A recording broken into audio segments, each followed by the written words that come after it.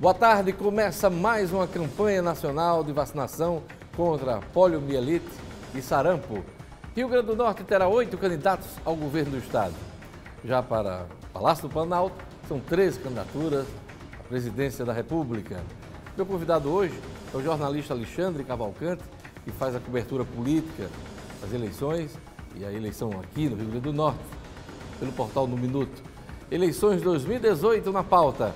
Segunda-feira, 6 de agosto de 2018. Eu sou Diógenes Dantas, o RN Acontece está começando.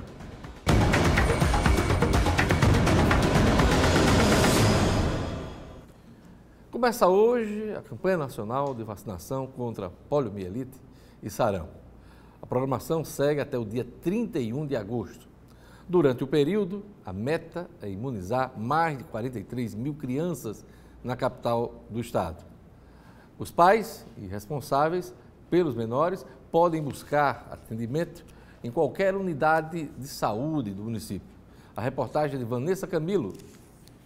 Lucimara veio vacinar o Moisés, que fez 6 meses no último final de semana. Quando chegou no posto de saúde, soube da campanha de vacinação contra poliomielite e sarampo e aproveitou para imunizar também o Wesley, que tem 4 anos e 10 meses de idade. Aproveitei e trouxe a caderneta dos dois. A campanha segue até o final do mês, dia 31 de agosto. Apenas as crianças com idade entre 12 meses e menores de 5 anos devem ser imunizadas nesta campanha. Crianças de 1 ano a menores de 5 anos devem ser vacinadas independente do seu estado vacinal, ou seja, mesmo ela estando lá com a caderneta toda completa, os pais têm que buscar a unidade de saúde, têm que vacinar a dose da campanha, para evitar a reintrodução, bloqueando através da vacina, para que esses vírus não entrem novamente no município e no estado do Rio Grande do Norte. O dia D acontece em 18 de agosto. Todas as 64 salas de vacina em Natal estarão abertas. A Secretaria de Saúde do município pretende imunizar mais de 43 mil crianças só nesta campanha.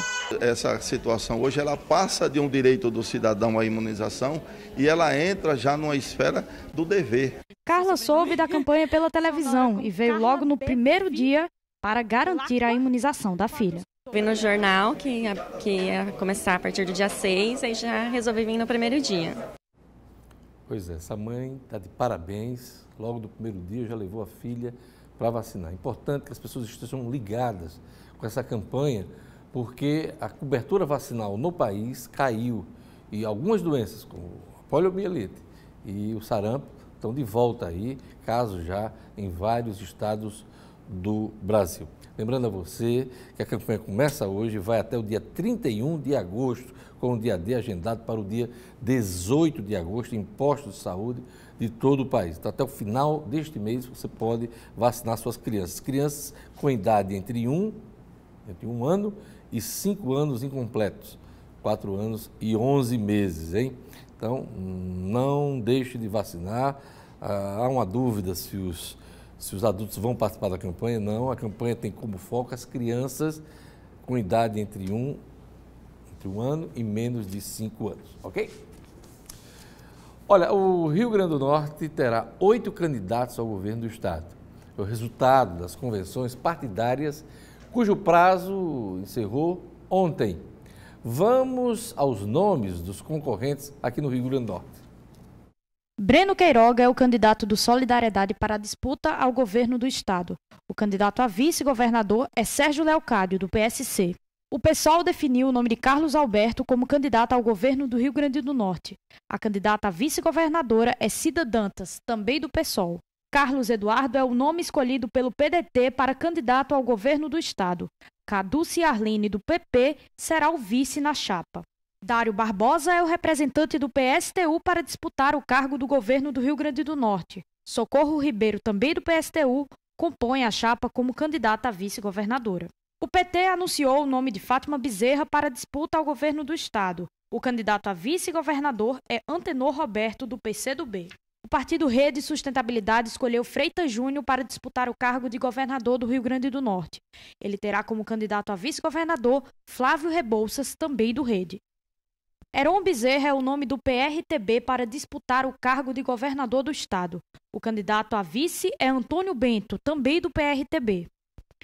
O PSD definiu o nome de Robson Faria para disputar a reeleição ao governo do Rio Grande do Norte. O candidato a vice é Tião Couto, do PR. Olha, já para presidente da República, são 13 candidaturas ao Palácio do Planalto. As siglas têm até o dia 15 de agosto para registrarem os pedidos de candidaturas no Tribunal Superior Eleitoral. O TSE deve julgar todas as solicitações até o dia 17 de setembro. E eu vou aqui rapidamente para a lista dos candidatos à presidência da República. Álvaro Dias, pelo Podemos, terá como vice Paulo Rabelo de Castro, do PSC.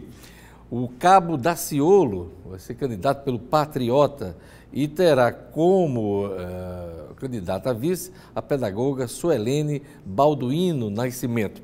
Ciro Gomes, do PDT, oficializou a candidatura nas convenções agora e a vice na chapa será a senadora Cátia Abreu, também do PDT. Geraldo Alckmin, do PSDB, terá como vice a senadora do Rio Grande do Sul, Ana Amélia. Guilherme Boulos, do PSOL, vai ser o candidato à presidência da República e terá como vice a primeira índia a disputar uma eleição, a Sônia Guajajara. Ela vai ser a vice, ela que é do PCB. Henrique Meirelles, do MDB, é candidato à presidência da República, numa chapa puro sangue, que conta com a presença do ex-deputado pelo Rio Grande do Sul, Germano Rigoto, também do MDB. Jair Bolsonaro, do PSL, que lidera aí as pesquisas quando o nome de Lula não está, terá como vice o general Hamilton Martins Moura, do PRTB. João Amoedo, do Novo, terá como candidato a vice, deixa eu ver aqui, o professor universitário Christian Loboe. E João Goulart filho do João Goulart, hein? O ex-presidente da República, também vai disputar a eleição pelo PPL. Ele terá como vice Léo Alves, que é professor da Universidade Católica de Brasília. José Maria Emael, da Democracia Cristã, lembra? Emael, o democrata. Pois é, ele é candidato novamente e terá como vice o pastor Elvio Costa. Lula foi lançado pelo PT, mas a situação dele ainda está indefinida. Hoje, na madrugada no finalzinho da noite de ontem, madrugada já de hoje, o PT decidiu apresentar o nome de Fernando Haddad como vice de Lula. Caso Lula seja impedido pela lei da ficha limpa, quem assume a candidatura é o Haddad e como vice a Manuela Dávila, que deixou de ser candidata à presidência pelo PCdoB. É isso que está combinado, essa é a aliança do PT com o PCdoB. Marina Silva, da Rede, tem como vice o ex-deputado Eduardo Jorge, do Partido Verde. Eduardo Jorge, que disputou a presidência da República na última campanha. Aliás, teve participações divertidíssimas nos debates na televisão. E Vera Lúcia será candidata pelo PSTU. Terá como vice o professor ativista Hetz Dias. Eu acho que eu não perdi a conta. Essa é a turma toda que vai disputar o Palácio do Planalto, hein? Veja a seguir minha entrevista com o jornalista Alexandre Cavalcante, blogueiro do portal Nominuto.com e repórter de política. Vamos analisar o resultado das convenções partidárias em nível nacional e também local. O RN acontece e volta em instantes.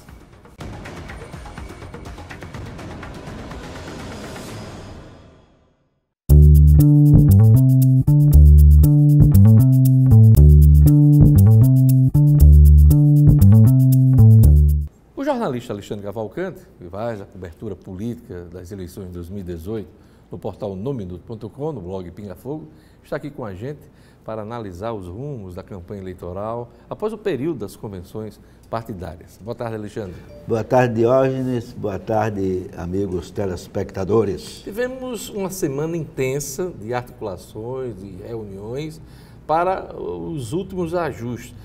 Tanto no plano nacional como local, muitas indefinições de quem ia ser vice, de quem ia compor as chapas e tal. Mas vamos por partes, como diz o esquartejador, né? Vamos começar aqui pela eleição estadual de governo. Qual é a avaliação que você faz? Se eu disser que ainda pode haver alteração, as pessoas vão ficar surpresas, né? Você acha que pode ainda? Eu acabei de falar com um presidente de um partido e pedi a ele a nominata de candidatos a deputados federal e estadual. Ele disse, aguarde, porque nós estamos fechando a ata e muita coisa ainda pode mudar. Isso depois da convenção, 24 horas depois da convenção. A gente vinha antes de domingo, a semana toda, dizendo, não, até domingo está tudo definido e não está. Chegamos à segunda-feira e não está. Mas algumas coisas foram definidas. Por exemplo, o vice do candidato a governador, candidato à reeleição, Robson Faria. Muito se falou que seria Benes Leocádio, até o sábado tinha essa Sandra Rosado, intenção, pintou Benes, pintou Sandra, pintaram vários nomes e terminou com o Tião do Couto, que eu achei que foi uma boa escolha, do ponto de vista político e eleitoral. Empresário lá em Mossoró, e participou da última eleição, né? Empresário em Mossoró, disputou a eleição municipal com a prefeita eleita Rosalba Ciarline, teve 51.500 votos, Rosalba teve 67, ele perdeu por 15 mil, um pouco mais de 15 mil, foi a primeira participação dele. As pessoas acreditam, os observadores políticos, que o desgaste de 2 anos no mandato pode ter repercutido favoravelmente em cima de Tião, e Robson, que não tinha onde botar um tamborete em Mossoró, ganhou um palanque bastante forte. Agora, um detalhe aqui, o Tião Couto fez duras críticas ao governador em momentos passados. Agora, essa coisa está superada, deve estar, né? Porque senão não estava na capa. O Tião não é um político experiente, né? Ele é um empresário experiente, venceu na iniciativa privada e aí foi candidato a prefeito, né? Pode ter se deslumbrado com a votação. Ganhou projeção? Né? Ganhou projeção estadual, saiu do município de Mossoró, ganhou a região oeste, seu nome chegou até Natal, e começaram o assédio, começou o assédio de alguns partidos por Tião, e ele não queria ir, ou não sabia se iria e coisa e tal. E pode ter, em algum momento, feito algumas críticas ao governador Robson Faria, não só ele, várias pessoas. Né? Claro. Eu nunca vi, de um homem com tanta vontade de ganhar a eleição como Robson Faria. Com todo ele, politicamente, ele se recuperou, né? Eu não digo do ponto de vista... as pesquisas estão demonstrando aí alguma dificuldade dele, rejeição, mas politicamente ele conseguiu remontar, né? Não tenha dúvida, ele montou uma coligação bastante forte. Ele vai ter a oportunidade de brigar por 4 cadeiras, eu acredito, na Câmara Federal, estão certas. Pela 5ª cadeira da Câmara Federal, o sistema dele é muito forte, tem PSD, tem PSDB, tem o PR, tem o PROS, tem o PSB agora. Se não me engano, são 11 legendas, né? 11 legendas, né? E candidatos a deputado federal, assim, em banda de lata, como se diz. Já a coligação de Carlos Eduardo, a gente só sabe 3. Valtinho, Zé Agripino e Beto Rosado. Os outros são menores. Tem uma vereadora em Timbaúba de Batistas, que o prefeito Álvaro Diego disse que ela vai ter 10 mil votos, mas tem que pagar para ver, né? E outros candidatos menos expressivos. Como é que ficou a situação do PSB na reta final, tendo que encontrar espaço para projetos de reeleição, tanto de Ricardo Mota na Assembleia Legislativa, como do deputado federal Rafael Mota? Falei agora há pouco com o deputado Ricardo Mota e ele confirmou. Eu dei, inclusive, isso ontem ainda no Minuto.com, ele confirmou que está na coligação do PSD. O PSB está juntamente... Está no grupo do governador. Do governador. Né? Tanto Rafael Mota como ele. Ele está na coligação grande. Essa acomodação de Rafael... Ricardo parece que não tinha muito problema de acomodação. Não. Mas a chapa federal criou problema para alguém dentro da coligação do governador? Eu não acredito, não. Algumas pessoas, por exemplo, Beto Rosado, não queria que o PSB fosse para a coligação de Carlos Eduardo, achando que Rafael Mota poderia ter mais votos do que ele e tirar a cadeira dele. Eu acho isso uma besteira. Eu acho que você tem que disputar a eleição, por exemplo, dentro de um conjunto desse, tem 4 vagas certas. Então você tem que estar dentro desses 4. Se não tiver, é porque não teve os votos. Na coligação, por exemplo, de Zé Agripino, que com Rafael lá garantiria a terceira vaga, tem 3 candidatos. Você tem Zé Agripino, tem Walter, tem Rafael Mota e teria... aliás, tem Beto Rosado e teria Rafael Mota. Então tem 3 cadeiras, você luta para ser um dos 3. Né? Difícil é você ficar numa coligação que não faz nenhum. Aí você tem os votos todos do universo e não consegue atingir o coeficiente eleitoral. Pois é, houve um certo veto do PP à presença de Rafael nessa chapa. Houve né? veto mesmo, não foi um certo veto, não. Houve veto. Se eles saírem daqui, eu não venho. Aliás, nessas coisas não existe meia gravidez, né? Não existe. Não. Ou é gravidez ou não é. É verdade. Então está mais ou menos isso aí. Agora, por exemplo, como eu disse que Robson é o candidato que tem mais vontade de ganhar, eu gostaria de dizer outra parte também até, que eu acho que quem tem menos vontade de ganhar é Fátima. Apesar de estar pela chapa que ela compôs, a chapa é muito fraca. Ela não, entendeu? Ela atenou Roberto com todo o respeito. Não é o que ela demonstra nas entrevistas. Sim, porque ela não pode dizer, olha, não vote em mim, que eu não vou dizer isso, né? Mas eu digo, por exemplo, Alexandre Mota, meu xará, Alexandre Mota, candidato a senador, Fátima tem 30 pontos, que é o percentual histórico do PT, 28, 30 pontos. O Caba tem 0,32, quer dizer... É um candidato fraco, né, eleitoralmente. Mas em compensação da chapa dela tem uma bem cotada, que é a deputada federal Zenaide Maia, do PHS. Que já foi primeiro, já foi segundo, já foi terceiro, agora é quarto. Entendeu? Também não você tem que avaliar candidato por candidato, e eu não acho que a Zenaide possa agora, no contexto atual, ela foi ultrapassada por Estives. Né? O capitão Estives, né? Capitão Estives. Aliás, aproveitando, ia deixar para falar sobre o Senado ainda, mas assim, a entrada de capitão Estives nessa disputa, ele que se filiou à rede, ela prejudicou quem mais, na sua avaliação, desses postulantes ao Senado? Eu acho que o capitão Estives foi um elemento surpresa, aquele que vem, aquele volante que sabe bater pro gol, né? Chega ali fora da grande área, chegou. Agora... é uma candidatura que ainda precisa ser medida e pesada. Porque eu acho que a rede, você se lembra bem que você cobriu isso, a eleição de 2014. Nas últimas pesquisas, Marina da Silva passou por Aécio Neves, foi em frente, coisa e tal, e lá vai Marina... Mas na ocasião não tinha nem a rede, porque ela estava no PSB, Não, mas tudo bem, não era a rede, mas era o partido. Aí você vê o partido dela, o próprio PSB, não tinha capilaridade nacional, e Aécio... mesmo estando terceiro colocado nas pesquisas, quando chegou no dia da eleição, passou assim rapidamente. Eu vou fazer essa pergunta, a gente vai para um rápido intervalo, mas ela vai ficar no ar. O potencial eleitoral de Stevenson depende de partido ou é uma coisa muito espontânea? A gente volta daqui a pouquinho com Alexandre Cavalcante.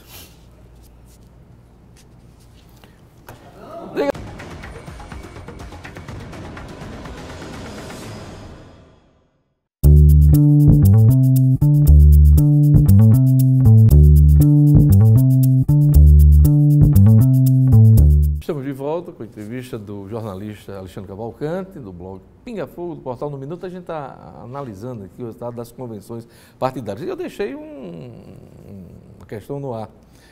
O potencial eleitoral de Stevenson independe de partidos. Você não avalia isso? Independe. Agora, eu seria desonesto se dissesse até onde o capitão da Lei Seca, pode ir, ou se ele vai ficar no meio do caminho. Né? Hoje, ele já figura, depois de Garibaldi, no primeiro voto, segundo pesquisa da Fierne, ainda perde na somatória dos votos.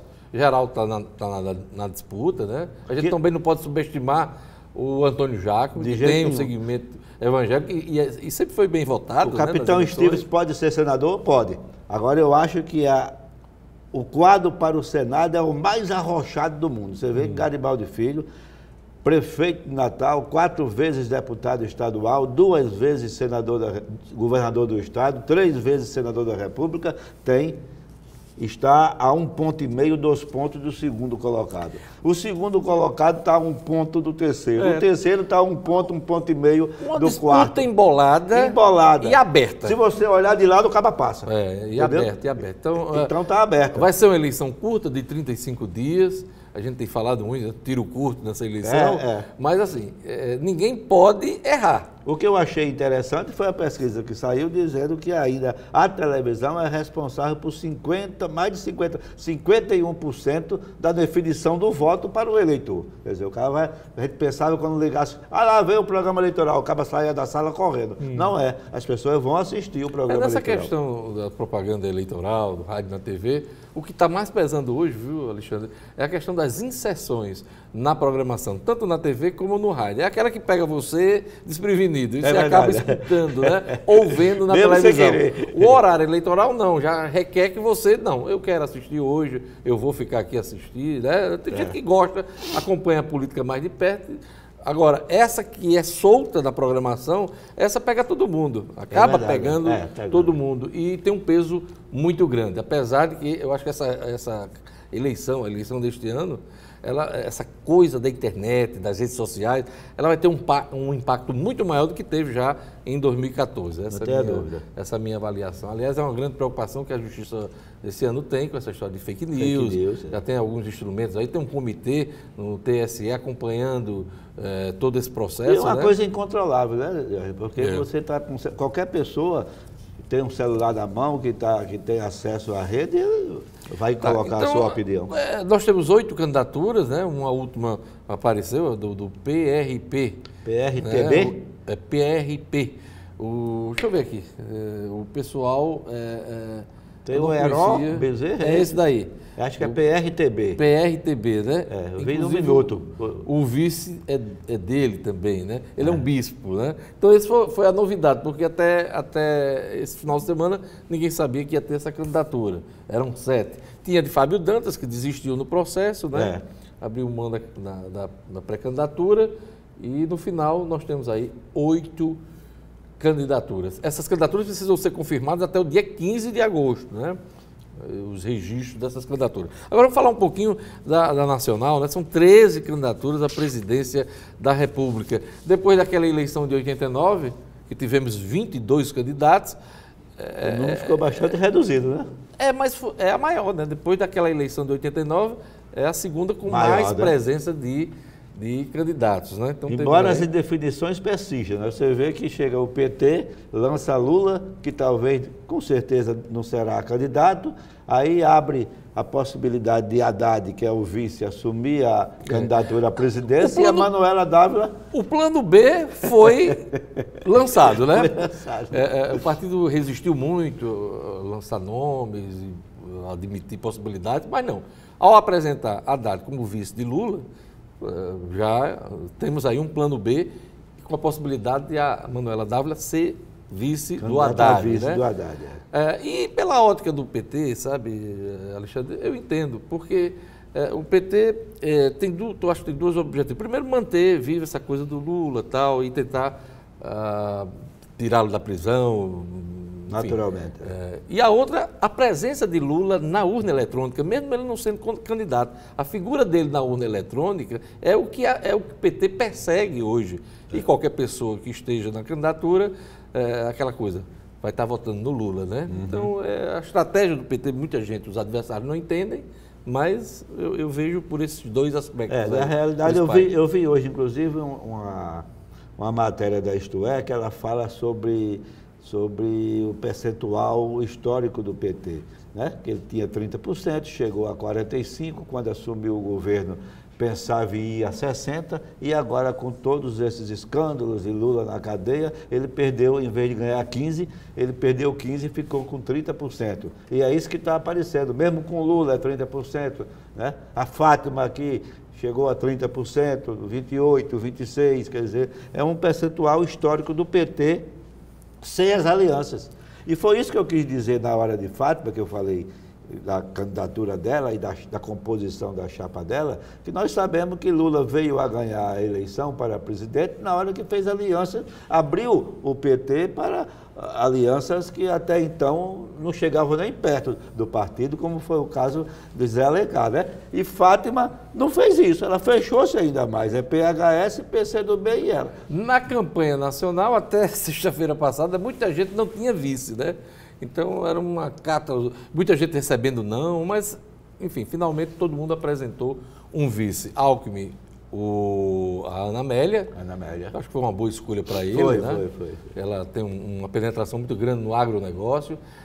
O Ciro Gomes decidiu por Cátia Abreu, mulher, senadora. Foi a quarta colocada na decisão do Tocantins, mas assim, tem representatividade. O Meirelles, o Rigoto. Meirelles, uma chapa puro sangue. O Jair Bolsonaro, do PSL, um general, né? O Mourão, que até um tempo desse estava ocupando cargos importantes na estrutura Qualquer coisa, tira o Bolsonaro, assume o general, quer dizer, agora... Tem um detalhe aí, né? O general batendo continência para o capitão, né? É verdade. As coisas da política, né? Paciência. Pois é. Então, o general Humberto Mourão vai ser o vice do Bolsonaro. Só para encerrar, Alckmin conseguiu juntar boa parte dos partidos de centro, Foi, né? o Centrão, né? De uma vez por toda, ele decola? Qual é a sua eu estou acreditando na possibilidade do Alckmin ir para o segundo turno. Começo a acreditar. Né? Hoje isso não aparece ainda, mas... Parece estar pintando mais um embate PSDB... e seus aliados contra o PT. O PT, né? E seus aliados. O candidato, claro, do PT, que PT seja Lula ou seja Fernando Haddad. Né? Acho que está pintando isso aí. Eu acho que o Bolsonaro, a partir de agora, ele começa a enfrentar... Mas não vamos subestimar Bolsonaro. Bolsonaro, assim, as pesquisas já estão demonstrando aí o potencial dele. Nessa história de candidato... Mas ninguém sabe o potencial do voto dele. Ele vai ter muito voto, Jair Bolsonaro. Nessa história de candidato, ninguém pode subestimar ninguém. O governador Robson Faria tem dito, olha, eu fui candidato 8 vezes. Ninguém me subestime porque eu ganhei as 8. Inclusive a última, que o pessoal achava que ele não ia ganhar.